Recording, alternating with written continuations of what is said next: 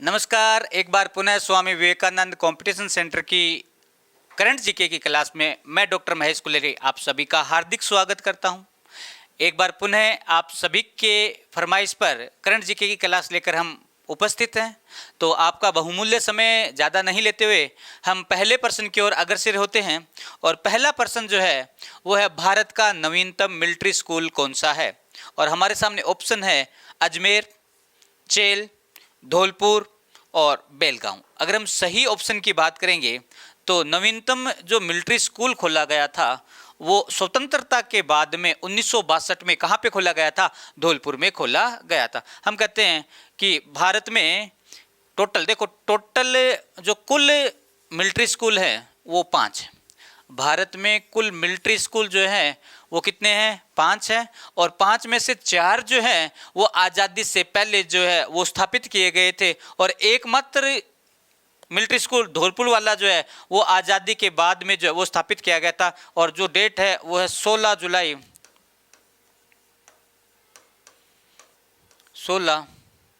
जुलाई 1962 में।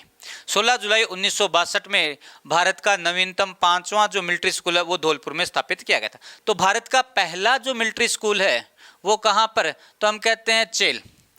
और चेल जो है वो सोलन, हिमाचल प्रदेश में अवस्थित है। और इसकी जो नींव है वो 1922 में रखी गई थी, फरवरी 1922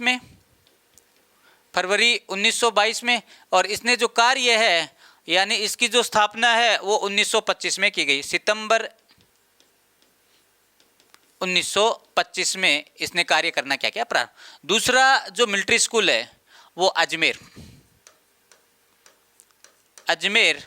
और अजमेर कहाँ पे? राजस्थान में क्या स्थापित की गई थी। और इसने जो कार्य है ये 1930 में करना प्रारंभ किया था।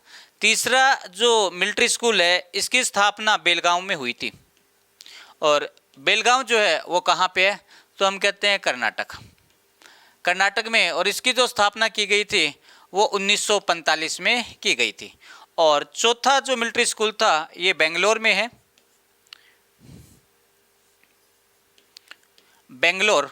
और बेंगलोर भी कहाँ पे है? कर्नाटक में है। और इसकी जो स्थापना है ये 1946 में की गई। और 5वां धौलपुर 16 जुलाई 1962 में इसकी क्या की गई थी? स्थापना की गई थी। और इसका जो ध्येय वाक्य जो है वो शीलम परम भूषणम जो है वो मिलिट्री स्कूल का क्या ध्येय वाक्य है। और हम कहते हैं 2007 में जो मिलिट्री स्कूल है उसका नाम जो परिवर्तित है वो राष्ट्रीय मिलिट्री स्कूल यानी RMS कर दिया गया। नवीनतम जो नामकरण में चेंज किया गया था वो 2007 में किया गया था। हम कहते हैं 25 जून 2007। और उसमें राष्ट्रीय मिलिट्री स्कूल, और उससे पहले जो था वो मिलिट्री स्कूल के नाम से क्या किया जाता था? संबोधित किया जाता था। नेक्स्ट हम प्रश्न की बात करते हैं। हाल ही में हुए 5 राज्यों के चुनाव में कौन सी पार्टी ने सर्वाधिक राज्यों में बहुमत प्राप्त किया? और आपको पता है कि 5 जो राज्य हैं वो कौन कौन से थे? तो एक जो था वो भारत में सर्वाधिक विधानसभा सीटें रखने वाला प्रदेश था, उत्तर प्रदेश। दूसरा जो था जिसने क्रांतिकारी ला दी है, पंजाब। एक तीसरा जो था वो कहाँ पे था? हम कहते हैं उत्तराखंड के बाद में चौथा जो था वो मणिपुर, और 5वां है गोवा। तो 5 राज्यों में थे। और 5 राज्यों में जो निष्कर्ष आया उसमें देखो, पहला ऑप्शन है कांग्रेस, दूसरा भाजपा, तीसरा आप, और चौथा सपा। और इसका सही ऑप्शन होगा भाजपा उत्तर प्रदेश में, भाजपा उत्तराखंड में, भाजपा मणिपुर में, भाजपा गोवा में, और पंजाब में आम आदमी पार्टी। और आम आदमी पार्टी दिल्ली के बाद में पंजाब में सरकार बनाने जा रही है। अगर हम बात करें उत्तर प्रदेश की तो योगी आदित्यनाथ ने जो उत्तर प्रदेश में जो सीटें थी कुल 403 विधानसभा सीटों में से 273 जो सीटें हैं वो बीजेपी को क्या हुई है? प्राप्त हुई है। दूसरे नंबर पर अगर हम बात करें उत्तराखंड, और उत्तराखंड में जो विधानसभा सीटें थी वो 70 थी और 70 में से 47 जो सीटें हैं वो बीजेपी ने क्या किए, प्राप्त किए। अगर उसके बाद में हम बात करें मणिपुर, और मणिपुर में कुल जो सीटें थी वो 60 थी और 60 में से 32 जो सीटें हैं वो केवल और केवल बीजेपी ने क्या किया, प्राप्त की। और गोवा में कुल विधानसभा जो सीटें थी वो 40 थी और 40 में से 20 जो सीटें हैं वो किसने प्राप्त की है, वो बीजेपी ने प्राप्त किए। पंजाब में कुल विधानसभा जो सीटें थी वो 117 थी और 117 विधानसभा सीटों में से 92 जो है वो आम आदमी पार्टी ने क्या किया है, प्राप्त किया है। और आपको पता है आम आदमी पार्टी की तरफ से जो मुख्यमंत्री के जो नॉमिनेटी थे वो कौन थे, तो हम कहते हैं उनका जो नाम है वो है भगवत मान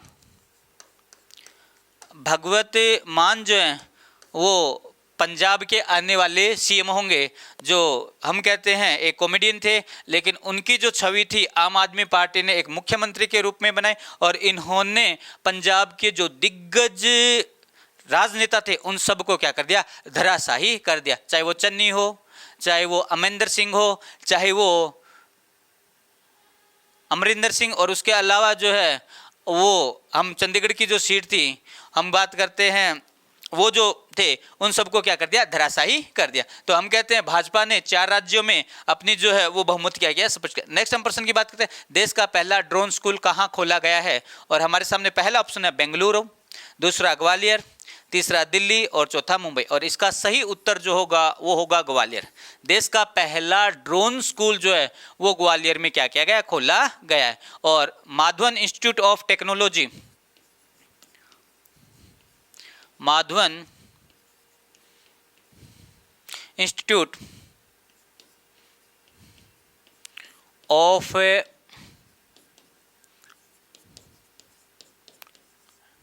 टेक्नोलॉजी जो है इसमें क्या किया, इसका उद्घाटन किया। Madhavan institute of technology and science में इसका क्या क्या उद्घाटन किया गया और ये अपने आप में पहला जो है वो ड्रोन स्कूल खुला। अगर हम बात करें बेंगलुरु में तो यहाँ पे जो है एक तो इसरो, भारतीय स्पेस एजेंसी का कार्यालय, और दूसरा जो है हिंदुस्तान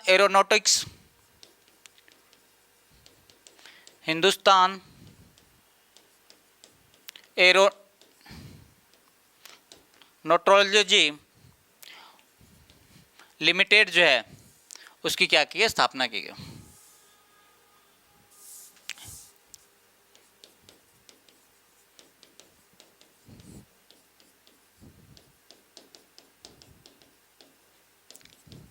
जो देश में सार्वजनिक क्षेत्र के हवाई जहाज बनाने वाले, हल्के विमान बनाने वाली कंपनी है हिंदुस्तान एरोनॉटिक लिमिटेड जो है उसकी स्थापना कहाँ पे है, बेंगलुरु में। अगर दिल्ली की बात करें तो ब्रह्मोस जो मिसाइल केंद्र है जो भारत और रूस के मध्य निर्मित किया जा रहा है वो कहाँ, नई दिल्ली में क्या किया जा रहा है, निर्मित किया जा रहा है। और मुंबई में भांबा परमाणु अनुसंधान केंद्र की क्या है, स्थापना है। तो हम कहें भांबा परमाणु अनुसंधान केंद्र मुंबई में, ब्रह्मोस मिसाइल केंद्र नई दिल्ली में, ग्वालियर में ड्रोन स्कूल और बेंगलुरु में इसरो हिंदुस्तान एरोनॉटिक लिमिटेड जो है उसकी क्या की गई, स्थापना की गई है। नेक्स्ट हम बात करते हैं भगवान बुद्ध की सबसे बड़ी शयन मुद्रा प्रतिमा का निर्माण कहाँ किया जाएगा, और हमारे सामने ऑप्शन है गुजरात, बी बोधगया, सी विजयवाड़ा और डी हैदराबाद। अगर सही उत्तर की बात करेंगे तो बोधगया बिहार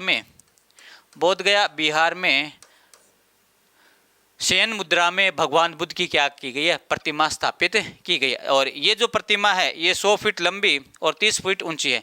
हम कहें 100 फीट लंबी व 30 फीट ऊंची जो है वो भगवान बुद्ध की प्रतिमा क्या की स्थापित। अगर हम बात करें गुजरात में नर्मदा तट के ऊपर जो है सरदार वल्लभ भाई पटेल की प्रतिमा है जिसे नाम दिया जाता है यूनिटी ऑफ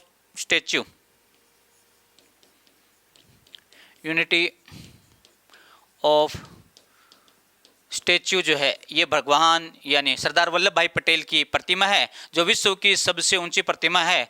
और ये जो प्रतिमा 182 मीटर क्या मानी जाती है, ऊंची मानी जाती है। दूसरा हम बात करते हैं विजयवाड़ा, यहाँ पर श्री हनुमान जी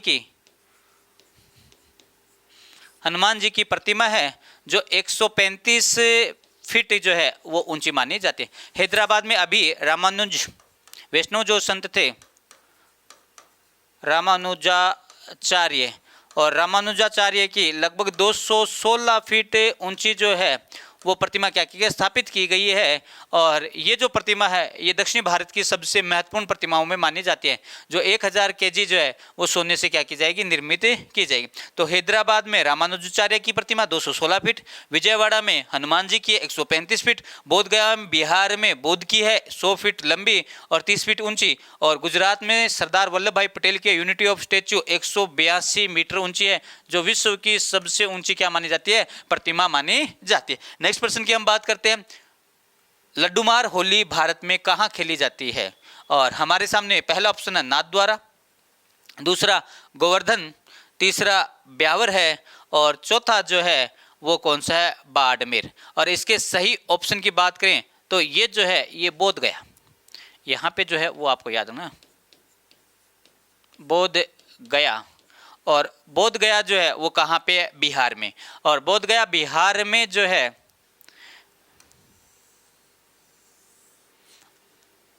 ये जो लड्डूमार जो होली है उसका क्या किया जाता है, आयोजन किया नहीं, लड्डूमार जो होली है, सॉरी,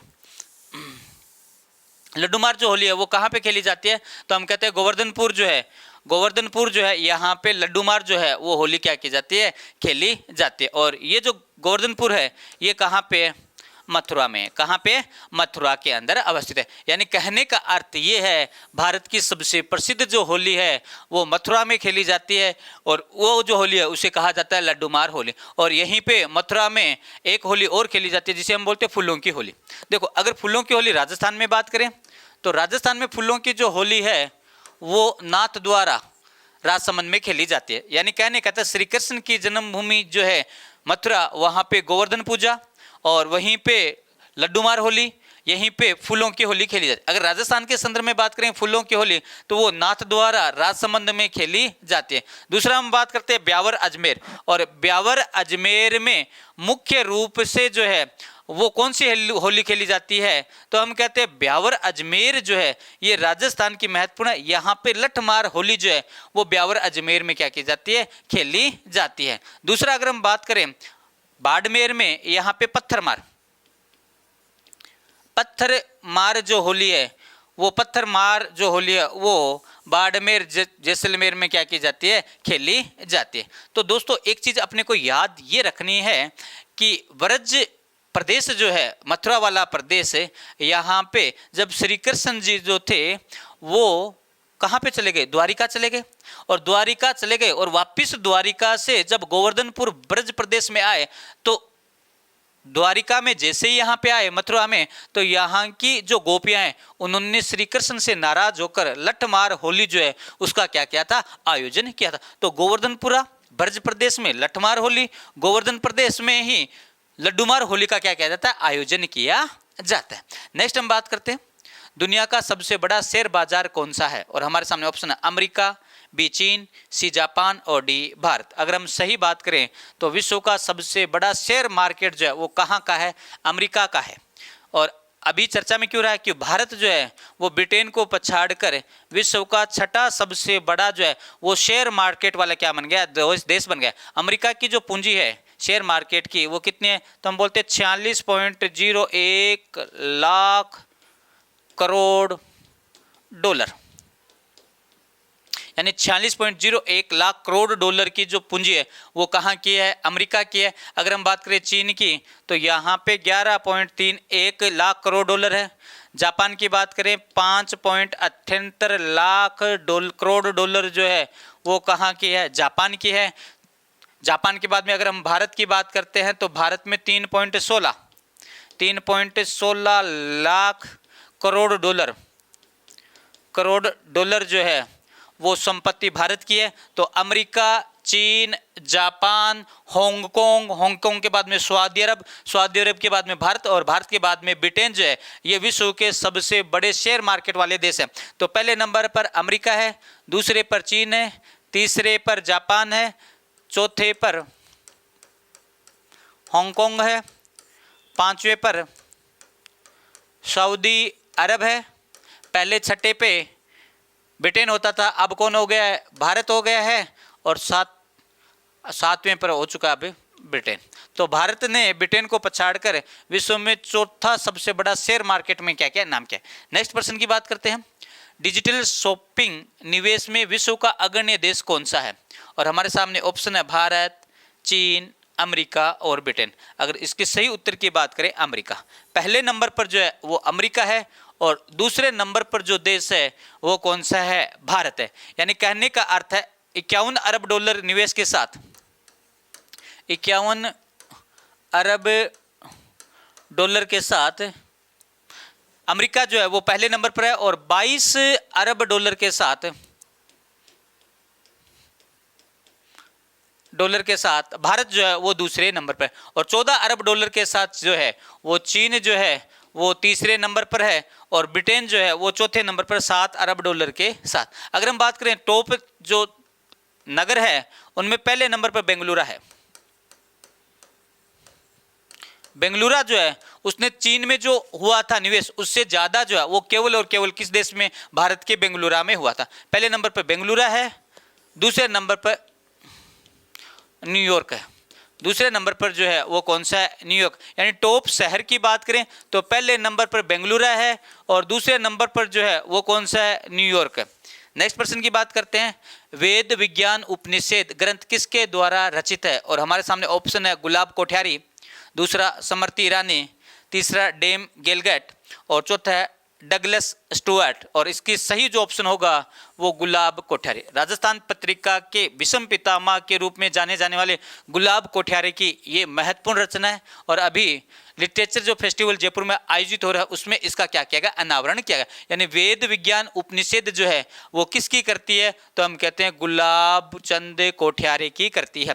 दूसरी हम का बात करते हैं स्मृति ईरानी जो भारत की केंद्र में मंत्री है तो उनका एक पुस्तक है जिसे बोलते हैं लाल सलाम। लाल सलाम जो है वो स्मृति ईरानी की पुस्तक मानी जाती है। द प्रोमिस जो है वो किसकी पुस्तक है?